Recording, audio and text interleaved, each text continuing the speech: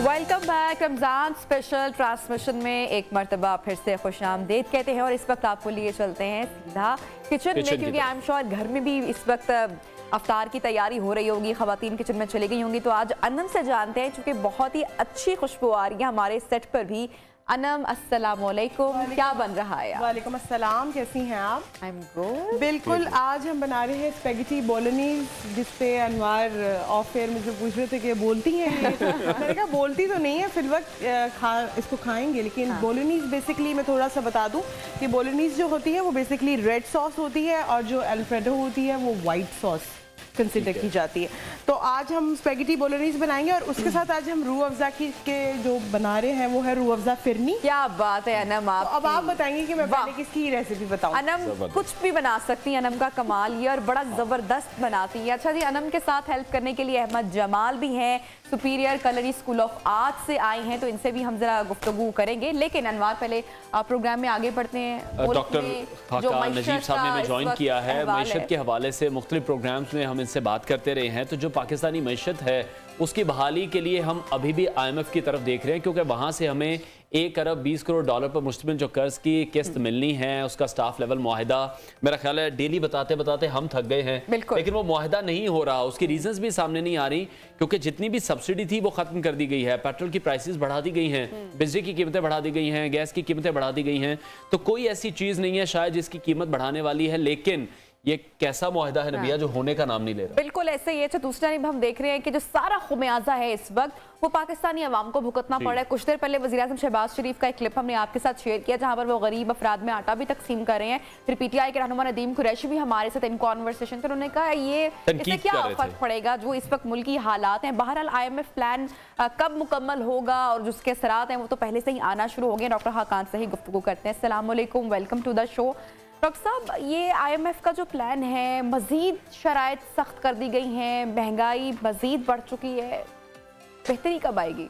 बिस्मिल्लाहिर्रहमानिर्रहीम। एक तो I am very happy to be on news show and specially being in the studio. ये आपकी बात बिल्कुल दुरुस्त है। देखिए, एक तो ये है कि IMF से इनहराफ नहीं है। जो मुल्क भी बैलेंस ऑफ पेमेंट्स, यानी कि एक माली खसारे में आपने कुछ अर्न किया फॉरेन डॉलर्स में, आपने कुछ बाइंग के लिए खर्च किया, जिसको आप इम्पोर्ट्स कहते हैं, इसका जब खसारा आ जाता है और खसारा ऐसा होता है कि आप अपने डॉलर्स नहीं अरेंज कर पाते, तो आप IMF के पास जाते हैं। That is why we are with the IMF।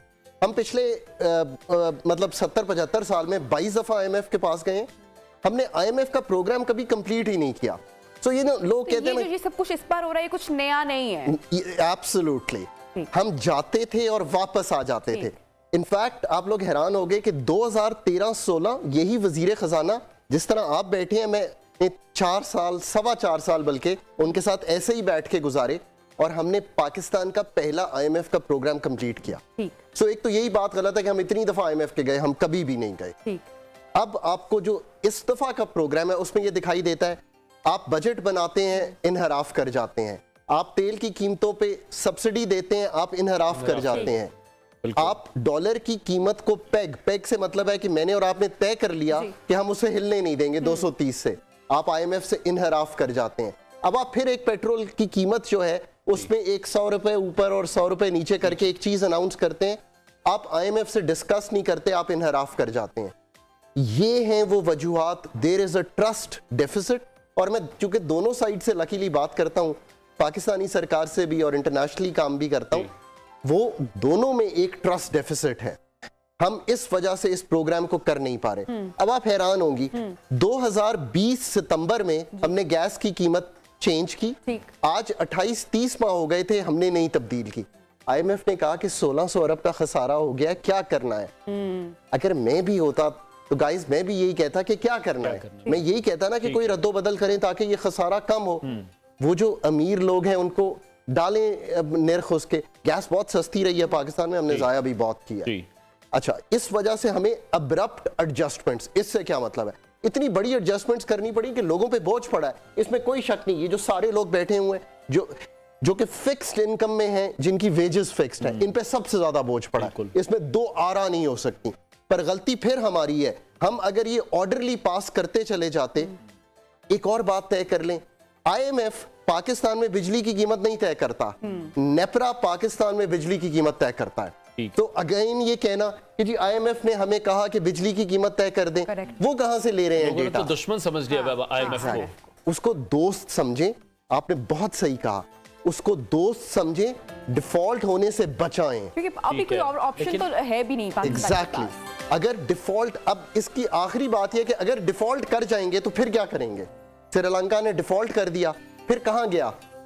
Back to IMF is the doctor of the last resort. मैं कहता हूं कि सारा पाकिस्तान ये तय कर ले आज कि हम इस हुकूमत के हाथ मजबूत करेंगे, किसी की भी हुकूमत होती। PTI ने भी डिले किया, फिर IMF के पास, उसके बाद आपको कोई नहीं रोक रहा, आप जो मर्जी करें। हमने CPEC किया 13-16 में, किसी ने नहीं रोका।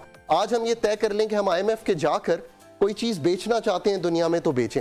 अब जो मसला है वो $6 अरब का है। $6 अरब हमारे दोस्त ममालिक ने देने हैं। हालत ये हो गई है कि दोस्त के पास जा जाकर भी, मतलब मैंने 10-11 साल फ्रेंड्स इनके साथ काम किया है सरकार के साथ, और इतनी दफा नॉक करना पड़ता था सऊदी अरेबिया, चाइना, UAE के एक कतर के, एक तकलीफ सी होती थी कि कितनी दफा आप एम्बेसडर को कहेंगे कि आप वहां जाए।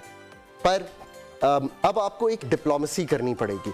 मसला आके इकोनॉमिक डिप्लोमेसी पे रुक गया है। जो हमने यहां करना था अब हमने कर दिया। इकोनॉमिक डिप्लोमेसी से मतलब है उनको कन्विंस करना पड़ेगा कि this is our last bail out. हम टैक्स लगाएंगे एग्रीकल्चर पे, हम टैक्स लगाएंगे रिटेलर पे। 30,000 रिटेलर टैक्स देता है, 22 लाख रिटेलर है मुल्क में, 3 अरब रुपया कलेक्ट करते हैं एग्रीकल्चर इनकम टैक्स में। हमारा 23% ऑफ GDP है वो पूरे मुल्क से, और ये याद रखिए पूरे मुल्क से 7,670 अरब रुपया कलेक्ट होगा, और एग्रीकल्चर से 3 अरब रुपया कलेक्ट होगा। उनको कहें जाकर कि हम ये काम ठीक करेंगे। PIA 67 बिलियन रुपीस का लॉस करती है। बिल्कुल। बाकी 4 एयरलाइंस उन्हीं पे ऑपरेट करते हुए रूट्स पे वही काम करते हुए नहीं करती। PIA हम चलाते हैं हमारे लिए नहीं, हम चलाते हैं उन 15,000 एम्प्लॉइज के लिए ताकि उनको नौकरी मिली रहे। स्टील मिल को हम पैसे इसीलिए दें। तो उनको कन्विंस करें इकोनॉमिक डिप्लोमेसी में, we will get our house in order.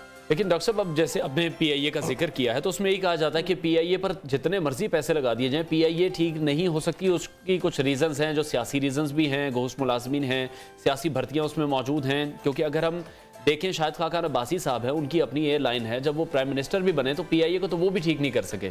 तो इतने पैसों में जितना लॉस चल रहा है, शायद 2 नई एयरलाइंस बन जाएंगी तो PIA को अब बेचा जा सकता है, बेचना मुनासिब है, और इसमें कोई उजलत तो नहीं शायद होनी चाहिए। अब तो हम चीजें इसलिए बेचना चाहते हैं कि जो नुकसान आने वाले सालों में वो ना हो। So your mindset has to be. देखें, एक और चीज अब जो 5 साल अगले में आपने तय करनी है ना, IMF करके, IMF को साथ रख के, वो ये तय करनी है कि सरकार ने क्या कमर्शियल काम करना है कि नहीं करना। ये पहला फैसला है आपको करने का। अगर आपने इस मुल्क को ठीक करना है तो कोई और फैसला ना करें। आप ये तय कर लें कि हमने वीट की मार्केट में जाना है, हमने स्टील मिल चलानी है, हमने PIA चलानी है, हमने डिस्कोस चलाने हैं। अगर तो ये फैसला ये है कि हमने चलाने हैं, तो फिर आप मुझे प्रूव करें कि आप में सलाहियत है ये चलाने की। मैं अगर सरकार में हूं तो मुझसे पूछें कि आप में सलाहियत है, पर हमें ये सलाहियत नहीं है। इसका मैं आसान मिसाल देता हूं और ये सारे लोग समझ जाएंगे। इनमें से किसी ने आकर मुझे कभी कंप्लेन नहीं करनी कि मोबाइल का बिल बहुत ज्यादा आया है, पर मेरा वो दोस्त जो लैंड क्रूजर में आता है और मेरा वो दोस्त जो कि लैंड क्रूजर नहीं चला सका और एक मिडिल इनकम एवरेज है, तो वो दोनों कहते हैं कि बिजली भी जाती है और बिजली के निर्ख भी बहुत ज्यादा है।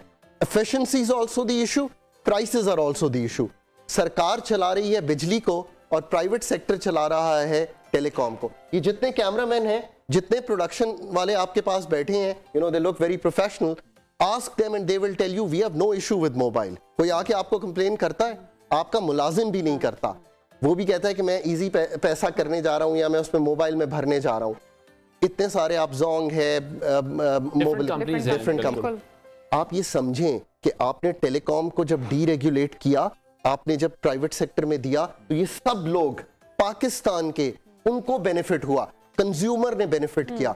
मैं पिछले 11 साल हुकूमत को रोता रहा हूं ये LNG पावर प्लांट्स बेच दें, ये डिस्कोस बेच दें। 27 साल हो गए हैं पेस्को जो है वो प्राइवेटाइजेशन की लिस्ट पे। आज सोचें कि इसी तरह होता कि 3-4 बिजली वाले होते और नबिया जाके ये चूज कर रही होती कि I like this guy because इसकी एफिशिएंसी बेहतर है। आप कहते नहीं, मुझे अपने जिम के लिए वो बंदा पसंद है, and I am really glad to know कि you know you are an entrepreneur, कि मुझे जिम के लिए वो बंदा पसंद है जो मुझे बैकअप सर्विस उसी वक्त दे के अगर मुझे प्रॉब्लम आती है। I'd be the happiest person as a government employee I have delivered for you as a policy maker। अच्छा डॉक्टर साहब, जिस तरह से मुख्तलिफ हुकूमतों के साथ आपने काम किया, किसकी तरजीहात आपको बेहतर लगी, एक तो सवाल ये, और जो मौजूदा हुकूमत है इनकी तरजीहात किस तरह से, क्योंकि हम जब भी सियासतदानों को ऑन मीडिया देखते हैं तो वो बस एक दूसरे पर तनकीद कर रहे होते हैं, कोई प्लान लेकर नहीं आते हैं। एक तो महंगाई इतनी ज़्यादा है हम देख रहे हैं, लेकिन मजीद जुल्म क्या होता है कि जब मार्केट्स में मनमानी की जाती है, हुकूमत को यहाँ पर भी तो थोड़ा सा प्राइस कंट्रोल या नज़र रखनी चाहिए, या कुछ इस पर भी तो देखें ना कि जो मजीद एक लोगों के ऊपर जो है वो क्राइसिस की सूरत हाल भी है। सो नबिया, ये आपने एक कलीदी सवाल पूछा है।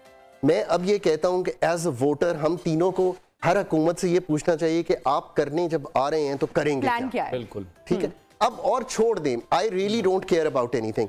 और मैं इन तीनों को कहता हूं, चूंकि I have had the pleasure of working with all three, granular level पर, माइक्रो लेवल पर, मुझे बताएं कौन सी चीज बेचेंगे, कब डीरेगुलेट करेंगे, क्या करेंगे। ये नबिया का सवाल कलीदी है। इसमें हुकूमत को क्या, राइस की मार्केट में हुकूमत नहीं है, बहुत अच्छी चलती है, एक्सपोर्ट भी करते हैं। वीट की मार्केट में हुकूमत है, आटा मुश्किल है, और नबिया सही कह रही हैं। अच्छा, जब नबिया हम हुकूमत को कमर्शियल से निकालते हैं, मैं क्यों निकालना चाहता हूं? मैं इसलिए निकालना चाहता हूं कि मैं चाहता हूं कि उनकी तवज्जो उस पे हो जिस पे नबिया बात कर रही हैं। वो क्या है? एडमिनिस्ट्रेटिव कंट्रोल्स, एडमिनिस्ट्रेशन बेहतर करना। ये अगर कोई जखीरा अंदोजी करना है तो इतना सख्ती से उसके ऊपर आना कि वो PIA का ना सोच रहे हो, वो कहे हो कि नहीं, this is where our business is today, कि अगर होर्डिंग हो रही है तो उसको रोकना है हमने जाकर। ये तभी हो जाएगा कि अगर हमारी तवज्जो स्प्लिट ना हो। सो अब जो भी हुकूमत में आएगा उसका यही काम होना चाहिए कि इन चीजों से अलहदा हो, पॉलिसी बनाए हुकूमत, एडमिनिस्टर करे हुकूमत, कमर्शियल अदारे नियो चलाए, प्राइवेट सेक्टर, इतने सारे चैनल्स हैं, राइट, इतना कंपटीशन है। और तीसरा, डॉक्टर साहब बेसिक चीजें नहीं अगर कर पा रहे, आउटसोर्स नहीं कर पा रहे, अगर मीडिया की बात करें, अमेरिका की बात करें, तो उन्होंने तो अपने आर्म्स एंड एम्यूनिशन जो हैं उनको आउटसोर्स करना शुरू कर दिया है। हम अभी बेसिक जो उनकी डिफेंस की चीजें हैं इस पर समझौता नहीं किया जा सकता, बहुत मुश्किल ये उनका फैसला होगा। हम तो बेसिक चीजें नहीं कर पा रहे। ब्रिटिश राज की हुकूमत से हमें यू टर्न लेना पड़ेगा। ठीक है, उससे यू टर्न इसलिए लेना पड़ेगा कि हम अभी तक उसी राज की एक ब्यूरोक्रेसी के सेटअप में चल रहे हैं, हमें अब उसको छोड़ देना है। हमें ये जो हमारे 23 करोड़ अवाम है इनको मेन स्ट्रीम करना है, और आपके पास चूंकि यूथ बहुत बड़ा है तो उसको आपने यूटिलाइज करना है। अगर उसको आपने यूटिलाइज करना है तो ईज ऑफ करना है कि हुकूमत अपनी इन कामों से निकल रही है, ना वो एयरलाइंस चला रही है ना कोई और काम कर रही है, पर एडमिनिस्ट्रेटिवली हुकूमत को स्ट्रॉन्ग करना है, आपने पॉलिसी मेकिंग में स्ट्रॉन्ग करना है। यानी कि डिस्कोर्स अगर ना चलाए, बट पॉलिसी तो आपने देनी है ना। आप एक अच्छी पॉलिसी दें कि आप इंडिजिनस से मतलब है कि आप बिजली बनाना चाहते हैं सन से, जरूर बनाएं। आप हाइड्रो से बिजली बनाना चाहते हैं, जरूर बनाएं। आपको इवेंचुअली तो निकलना पड़ेगा इंपोर्टेड। 28 अरब रुपए की एनर्जी की इंपोर्ट है, 28 अरब डॉलर की, ठीक है, इट इज नॉट टेनेबल। 8 से 10 अरब डॉलर की ये जो बना रही हैं हमारे लिए खाने, ये इनकी इंपोर्ट है, ठीक है। आप इन दो चीजों को आसान कर दें, 6-8 अरब डॉलर बचा लें, आपके बहुत से मसाइल हल हो जाएंगे। So you have to take a U-turn on many things. Just to use that phrase. Term तो अच्छी नहीं है, लेकिन ठीक है। बहुत शुक्रिया माहिर मईशत डॉक्टर खाकान नजीब हमारे साथ इन कॉन्वर्सेशन थे। ब्रेक लेते हैं, ब्रेक के बाद आपको दोबारा ज्वाइन करेंगे। साथ रहिए।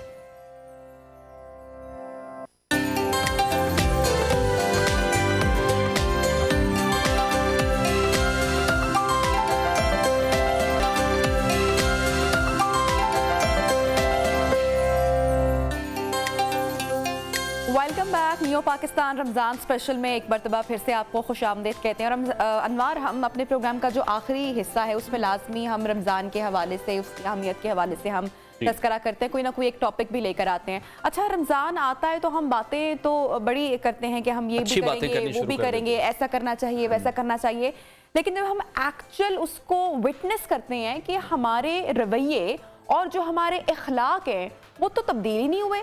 हम बर्दाश्त की बात करते हैं, या रमज़ान या रोज़ा या मेरा अल्लाह या मेरा नबी बर्दाश्त सिखा रहा है, लेकिन हम में तो बर्दाश्त है ही नहीं। हम तो हर बात पर अनवार अपने मिजाज इतने ज्यादा तेवर उसके दिखाते हैं, और हर मसले की जगह जो वजह है वो यही है कि हमारे जो इखलाक है वो बद से बदतर अब हो चुके हैं। बिल्कुल इसी तरह से है, और जिस तरह से हम डिस्कस कर रहे हैं कि दरगुजर करने की जो एक सिफ्त है वो हम सब में होनी चाहिए, जो हम कहते हैं कि be more kind, be more patient, तो वो होना चाहिए, हमें अपने अंदर वो लाना चाहिए। और सिर्फ रमज़ान में नहीं, जो बाकी के 11 महीने हैं उस वक्त भी शायद इन्हीं तालीमात पर अमल करने की ज़रूरत है। और हम जो एकदम से रमज़ान में अपने आप को वो चेंज करने का एक लिबादा ओढ़ लेते हैं और रमज़ान गुजरता है फिर उसको उतार देते हैं, तो शायद वो भी बहुत ज्यादा कैसी बात है। जो रब अपने आप को रहमान कहलवा रहा है, जो रब अपने आप को रहीम कहलवा रहा है, जो ये बता रहा है कि मैं हर खता माफ कर देने वाला हूं, और उस खुदा को पूजने वाले हम हैं, उसकी इबादत करने वाले हम हैं, लेकिन हम एक दूसरे को माफ ही नहीं करते हैं। जो हमारे इतने ज्यादा गुनाह होने के बावजूद जो रब हमें माफ कर देता है, और हमें अनवार यही सीख हमारा दीन भी देता है कि इंसानों को भी माफ करो, और अगर वो पर्दा रखना छोड़ दे तो मेरे ख्याल से फिर हम दुनिया में किसी को मुंह दिखाने के भी काबिल नहीं रहेंगे। बहरहाल अनवार, मेहमानों का तारुफ करवाते हैं हमारे साथ। बिल्कुल, हमारे साथ इस वक्त मौजूद हैं सीनियर एक्टर हैं, प्रोड्यूसर हैं, इफ्तिखार अहमद हफीज़ साहब ने हमें ज्वाइन किया है, और हमें अल्लामा मोहम्मद खान लगारी साहब स्कॉलर हैं, उन्होंने भी ज्वाइन किया है। उनसे आज के इस टॉपिक पर बात करेंगे। इफ्तिखार साहब, बहुत शुक्रिया आपके वक्त के लिए। आपसे सबसे पहले जानना चाहेंगे कि ये जो दरगुजर का मामला है, हम देखते हैं कि रमज़ान में बहुत ज़्यादा इस पर बात शुरू हो जाती है, जगह जगह जब दोस्तों यारों की महफिल में भी बैठते हैं, घर में भी बैठते हैं, तो हम एक माहौल देखते हैं तब्दील होता है। लेकिन जैसे ही रमज़ान गुजरते हैं तो जिस तरह से कहा जाता है शैतान कैद हो जाता है, और वो शैतान जब खुल जाता है तो हमारे अंदर का शैतान भी हमारे शायद काबू में फिर नहीं रहता, हम फिर उसी रूटीन पर आ जाते हैं। देखिए जी, हम का सीखा तो मैं कभी इस्तेमाल नहीं करता तनकीद के लिए। मुझे तो जो मेरे बड़ों ने सिखाया, जो इशफाक साहब से सीखा, माँ से सीखा, वो तो ये सीखा है कि तनकीद अपनी ज़ात पे करनी है। मैं ऐसा ही हूँ कि मैं रमज़ान में थोड़ी सी एक्टिंग कर लेता हूँ, थोड़ी सी दरगुजर, थोड़ी सी मुजाहरा कर लेता हूँ, लेकिन उसके बाद फिर मैं वैसे ही हो जाता हूँ जैसा वो छुरी काटे तेज़ कर लेता हूँ। तो ये रवैया को बेहतर रवैया नहीं है। मैं अगर इस सोसाइटी के अंदर अमन चाहता हूँ, तरक्की चाहता हूँ, आसूदगी चाहता हूँ, तो फिर मुझे अपने रवैये को, वो होता है ना 24/7, तो मुझे वैसे 365 दिन जो है ना 24/7 बिल्कुल ऐसे रहना पड़ेगा। उसके लिए मैं एक छोटी सी हमेशा सोचता हूँ तो बड़ा दिलगुदाज सा हो जाता है। आका करीम सल्लल्लाहु अलैहि वसल्लम ने फरमाया कि जिसका दिल नरमी और दरगुजर से खाली है वो अल्लाह की रहमत से महरूम है। हुण मेरी गल ते छड़ दिओ कि मैंने तुसी की समझदे हो या मेरी कितनी इज्जत कर दी या कितनी रियायत देनी है। ये आका करीम रहमतुल्लिल आलमीन फरमा रहे हैं। तो इतनी खौफनाक मतलब सूरत हाल हो जाती है जब मैं दरगुजर से काम नहीं। अक्सर एक जुमला सुनिएगा कभी, तेरे मेरे 20 साल के ताल्लुकात ने अज तक तू यहो जी गल नहीं की, जा तेरे नाल खत्म। और यार तू उसकी तस्दीक कर रहा है, उसके रवैये की, उसकी मोहब्बत की, उसके अखलाक की, कि यार 20 साल च नहीं कीता। इफ्तिखार साहब, जो आपने बात की ना, ये बड़ी प्यारी बात है। मैं जरूर यहाँ पे शेयर करना चाहूंगी कि जब हम किसी के साथ अच्छाई करते हैं ना, अनवार है, मेरे को होस्ट हैं, कुलीग हैं, अब मैं अच्छा रवैया इख्तियार, तो मैं बदले में जो एक्सपेक्ट करना शुरू कर दिया कि अब ये भी मुझे इसका इनाम दे। वो इनाम यहाँ से नहीं आना, वो इनाम तो कहीं और से आना है।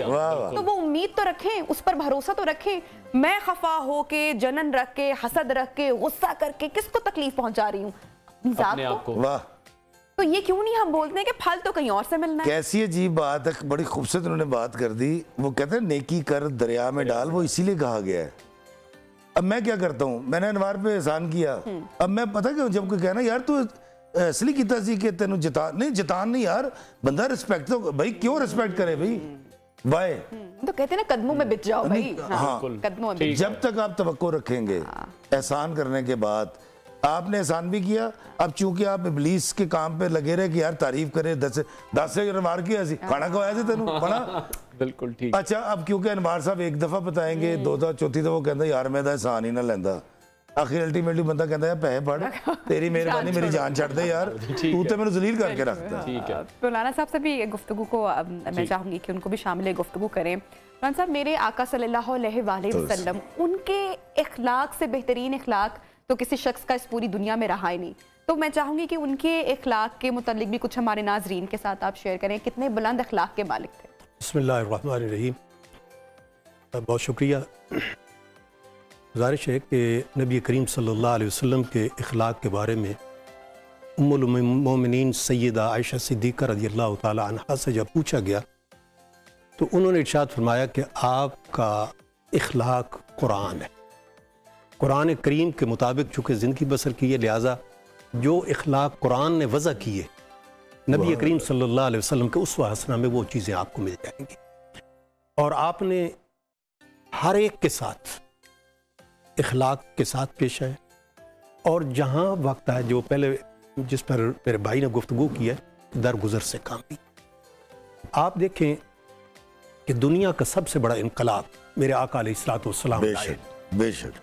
और उस इनकलाब से पहले अगर आप मक्का के अंदर आपकी ज़िंदगी को देखें तो हुज़ूर अलैहिस्सलातु वस्सलाम के साथ कुफ़ार ने जो बदसलूकी की वो भी तारीख़ का हिस्सा है, लेकिन किसी भी शख्स के जवाब में कभी हुज़ूर अलैहिस्सलातु वस्सलाम ने वो बात नहीं कही जो वो कर रहा था। आज जो हमारा रवैया है कि एक आदमी अगर एक गाली देता है तो हम 10 गालियाँ जब तक न दे तो हमारी तस्कीन नहीं होती, लेकिन हुज़ूर अलैहिस्सलातु वस्सलाम ने ऐसा नहीं किया, बल्कि इखलाक का दर्स दिया। और आप आए भी इसीलिए थे कि लोगों को इखलाक का दर्स दिया जाए। मक्का के लोग उन्होंने हुज़ूर अलैहिस्सलातु वस्सलाम के साथ खाना काबा के अंदर बैठकर वहाँ आपके साथ तशद्दुद किया। एक आदमी ने आके गले में पट्टा डाल दिया, कपड़ा डाल दिया और उसको कसना शुरू कर दिया। हुज़ूर अलैहिस्सलातु वस्सलाम ने इसका जवाब उसे नहीं दिया, बल्कि उस पर सब्र शुक्र किया। इसी तरह हुज़ूर अलैहिस्सलातु वस्सलाम उस मक्का के शहर के अंदर जब भी आप गए हैं वहां पर लोगों ने जिस तरह का भी आपके साथ सलूक किया है, उस सलूक के जवाब में आपकी तरफ से, चूंकि रहमतुल लिल आलमीन है, रहमत का ही आपकी तरफ से उसके साथ सलूक हुआ है। और मैंने जो पहली अर्ज की बात कि दुनिया का बड़ा इनकलाब था जो हुज़ूर अलैहिस्सलाम लाए, मदीना शरीफ से जब मक्का फतह करने के लिए आए तो सबसे पहला दर्स ये था कि किसी के साथ ज्यादती नहीं करो। और ये इस बात का दर्स था कि कोई कितनी बड़ी ज्यादती कर ले। सहाबा किराम के साथ कितनी ज्यादतियां हुई, हजरत बिलाल के साथ कितनी ज्यादतियां हुई, दीगर सहाबा किराम। अगर एक सहाबियों का जिक्र करें, मेरे आका के साथ जो कफार मक्का ने किया, जो ताइफ का एक जो वाकया है, तमाम लोग वाकिफ हैं कि जब मेरे आका सल्लल्लाहु अलैहि वसल्लम के जो जूते थे वो खून से भरे हुए थे, कपड़ों पर लहू के निशान थे, और जिब्राइल अलैहिस्सलाम आते और कहते हैं कि मैं इस वादी को इकट्ठा कर दूं, इनको तबाह बर्बाद कर दूं, तो आप जिब्राइल अलैहिस्सलाम को मना फरमाते हैं और कहते हैं कि नहीं, मुझे रहमतुल लिल आलमीन बनाकर, रहमत बनाकर पूरी इंसानियत के लिए भेजा गया। तो ये तो हमारा दीन है, ये तो हमारे नबी के इखलाक हैं कि उनको भी उन्होंने बद्दुआ ना की, बल्कि उनके हक में हाथ उठाए और उनके लिए दुआ फरमाते हैं। और बिल्कुल नबिया, जिस तरह आप कह रही हैं, यही सीखने की जरूरत है। अल्लामा साहब, फिर आज ऐसा क्या मामला है, इतनी अदब बर्दाश्त क्यों है? उसी मज़हब को हम फॉलो कर रहे हैं, नबी करीम सल्लल्लाहु अलैहि वसल्लम की हदीस का हम जिक्र करते हैं और बारहा ये कहते हैं कि हमें उसी रास्ते पर तो चलना चाहिए, लेकिन जब इम्प्लीमेंट करने का वक्त आता है, उस पर अमल करने का वक्त आता है, तो जब कोई इस तरह का मामला हो जाता है तो हम देखते हैं बर्दाश्त नहीं है। आज क्यों ये बर्दाश्त हमें ख़त्म हो गई? असल में जो कौम है वो अपने बड़ों से सबक सीखती, और जैसे वो सलूक कर रहे होते हैं वो उनसे सीख कर उसी तरह के काम करती है। अफसोसनाक अमर ये है कि आज के दौर के अंदर, पहले इस मुल्क के अंदर मजहबी तौर पर अफरा तफरी थी, और आपने देखा कि एक वक्त था कि जहाँ पर लोगों ने एक दूसरे के खिलाफ काफिर काफिर के नारे लगाए और एक दूसरे को बहुत दूर तक ले गए। वो चूँकि बात ख़त्म हो गई है, वो भी एक ज़ाब्ता इखलाक उलमा ने बनाया, और उसका नतीजा ये निकला कि कौम उस ज़ाब्ता इखलाक पर जमा। उलमा ने दिखाया अपने किरदार से कि हम जो आप रट लगा रहे हैं काफिर काफिर की, हम उस पर आपके साथ नहीं। चुनाचे आपने देखा कि मुल्क के अंदर वो अफरा तफरी ख़त्म हुई और इत्तेफाक व इत्तेहाद की कैफियत पैदा हो गई। आज के हमारे दौर के अंदर सियासी तौर पर हम तकसीम है और उस तकसीम बर्दाश्त भी नहीं है बिल्कुल। हम जो रोज एक ड्रामा देखते हैं जो हमारे मुल्क में रचाया भी जाता है, मैं उस पर सर आपका भी कमेंट लेना चाहूँगी कि मजाक ही शायद हो रहा है हमारे मुल्क के साथ। सियासतदान भी रोज आते हैं, इल्ज़ामात लगाते हैं, एक दूसरे को गालम गलोच करते हैं, बच्चों के रोल मॉडल भी हैं फिर वही सियासतदान, वो वही उन्हें बनना चाहिए है नहीं, वो बनना चाहिए। देखें मैं आपको बताता हूँ, मैं भुट्टो का आखिरी दौर देखा था मैंने। जब मैं होश में आया था ना तो भुट्टो का आखिरी दौर था, भुट्टो साहब को अरेस्ट किया गया जा रहा था, और आज तक मैं सारी चीज़ें देखता आया हूँ। मैं पक्का लाहौरिया भी हाँ, थड़ियाँ ते बहना वा अज भी। मुझसे ज़्यादा ना कोई तनकीद कर सकता है ना कोई फटे चक सकता है, मैंने कभी ऐसा नहीं किया। मुझे ऐसा लगता है शायद इर्तिका इसी का नाम है, हम ऐसे ही सीखेंगे। अभी आपने बात की ना कि आज का दौर, मुझे ऐसा लगता है कि आका दो हज़ार सरकार मदीना सल्लल्लाहु अलैहि वसल्लम जब जिस दौर में आए थे उससे ज़्यादा अदम बर्दाश्त थी, उससे ज़्यादा जुल्म हो रहा था, मुझे ऐसा लगता है।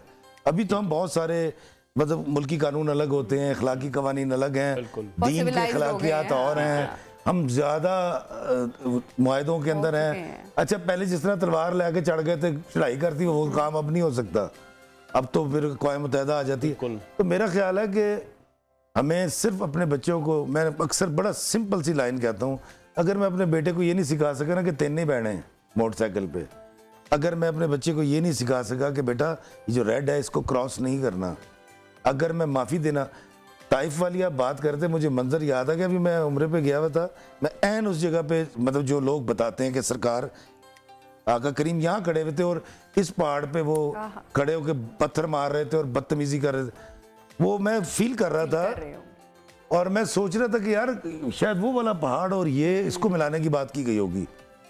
खुदा की कसम बड़ा मजा आता है जब आप किसी को माफ करते हैं, और ये सोचकर अगर नियत कर लेना कि आका करीम के सदके जा मैंने तुझे माफ किया, तो चंद आंसू आपके अंदर गिरने शुरू हो जाएंगे, हो सकता है बाहर भी आ जाए। ज्यादा आसान नहीं, मुझे लगता है कि ये शायद ज्यादा आसान है जो हम एक दिल में अपने दिल में जो तकलीफ रखते हैं, उस तकलीफ में दूसरा शख्स तो मुब्तला नहीं है, उस तकलीफ में मुसलसल हमारी अपनी जात है। इतना काम आसान है कि आपने क्या करना है, बस जाना है, और ऐसे इंसान को सीने से अगर आप लगा लें। जब तक लोग ये कहते रहेंगे ना कि यार नफ्स की नफी बड़ा मुश्किल काम में गया, ओ माफ, ओ यार आप इसको कहना शुरू करें बड़ा आसान है।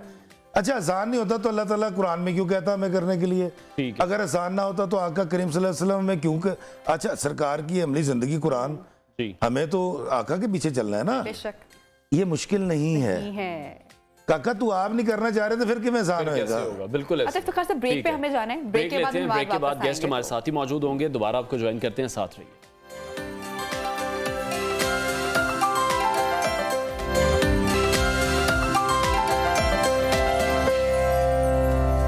Welcome back. प्रोग्राम में खुशामदीद कहते हैं और बात हम कर रहे हैं इखलाक की, बर्दाश्त की, सब्र की, जो हमें आजकल कहीं पर भी दिखाई नहीं देते हैं। इफ्तिखार साहब हमारे साथ मौजूद हैं तो उनसे ही मैं गुफ्तगू का आगाज़ करूंगी। इफ्तिखार साहब, मीडिया इंडस्ट्री में जब भी किसी ख़वातीन के, मैं अक्सर एक्ट्रेसेस के जब इंटरव्यूज़ देखती हूँ और उनसे होस्ट कभी सवाल करता है कि आपकी फेवरेट गुलकारा कौन है या फेवरेट एक्ट्रेस कौन है, तो वो जाके हॉलीवुड के नाम ले देंगे, हमारे कभी बॉलीवुड, बिल्कुल हमारे कभी इतने अच्छे अच्छे लोग काम करें उनका नाम नहीं लेंगे। तो ये हसद मेरे ख्याल से हर फील्ड में हर जगह पाई जाती है।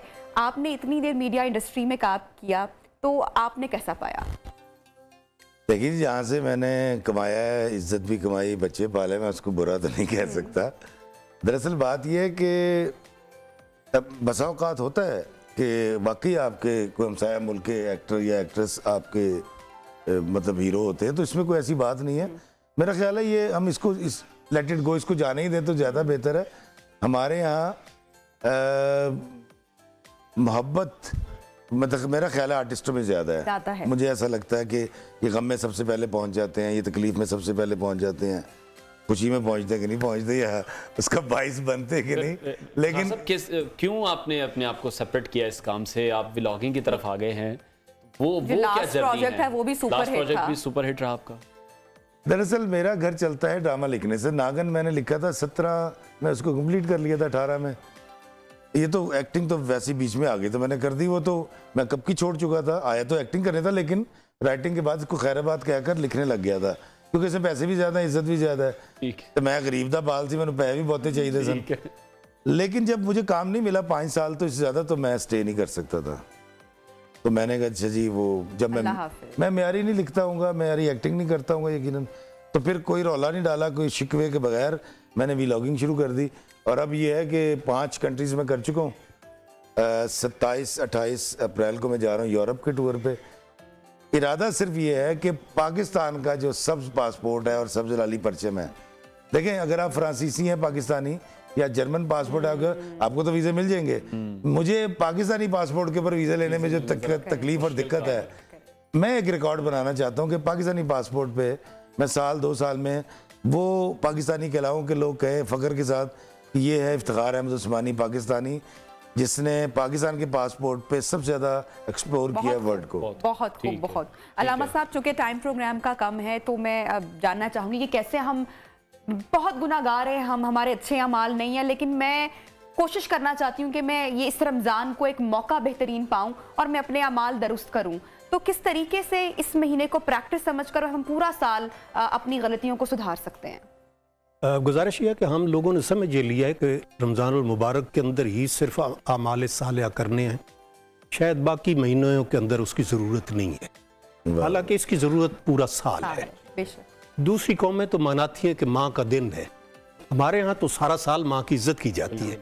बहन का दिन है, वो एक दिन मनाते, हमारे यहाँ साल ये काम चलता रहता है और नस्ल दर नस्ल ये चल रहा है। और इस्लाम हमें इसी बात की का हमसे तकाजा करता है कि हम उनकी इज्जत एहतराम करें। अभी जो आप भाई इफ्तिखार साहब से पूछ रहे थे, मैं उसी को लूँगा कि आज हमसे ये पूछा जाता है किसी से कि आपकी फेवरेट कौन गुलकारा है, रोल मॉडल कौन, रोल मॉडल आपका कौन हो। हमसे ये नहीं पूछा जाता, ना हमें घरों में ये समझाया जाता है कि हमारे रोल मॉडल हमारे आका करीम सल्लल्लाहु अलैहि वसल्लम, हमारे रोल मॉडल हज़रत दाता गंज बख्श अली अजमेरी है, हमारे रोल मॉडल हज़रत मोइनुद्दीन चिश्ती अजमेरी हैं, जिन्होंने कुफ्रिस्तान हिंद के अंदर इखलाक के जरिए इस्लाम को। ये आपने इतनी कमाल की बात की है, ये माओ की भी अनवार तरबियत पे कि माँ बाप की, बल्कि हमेशा हम माओ को ब्लेम कर देते हैं, बाप की भी जिम्मेदारी होती है। अगर वालिदैन अपने बच्चों को ही बचपन में बताएं, सिखाएं कि बेटा आपका रोल मॉडल ये शख्सियत है और वही कहानियां सुनाएं, तो मेरे ख्याल से बच्चों की बड़ी कमाल की तरबियत हम लोग कर सकते हैं। बहुत शुक्रिया अदा करूंगी हमारे मेहमानों का। अनवार किचन की जानिब आते हैं और देखते हैं जी कि जो अफ्तारी है वो इस वक्त तैयार है। जी अनम। अनवार स्पेगेटी बॉलोनीज वो भी रेडी हो गई है, साथ में रूह अफ़ज़ा फिरनी जो है वो भी रेडी हो गई। तो मैं एक क्विक रेसिपी दे देती हूँ पहले रूह अफ़ज़ा फिरनी की। रूह अफ़ज़ा फिरनी के लिए मैंने तकरीबन 1 लीटर के करीब ऑयल लिया है, उसके अंदर 2 से 3 टेबलस्पून राइस लिए हैं, शुगर ऐड की है, उसके अंदर मिक्स नट्स ऐड किए हैं, रूह अफ़ज़ा तकरीबन 3 से 4। ठीक है, बड़ी क्विक रेसिपी हमें पूछनी पड़ी है वक्त की कमी की वजह से एक बार फिर से। तो इंशाल्लाह कल आपसे मुलाकात करेंगे। अपना बहुत सारा ख्याल रखिए। अल्लाह हाफ़िज़।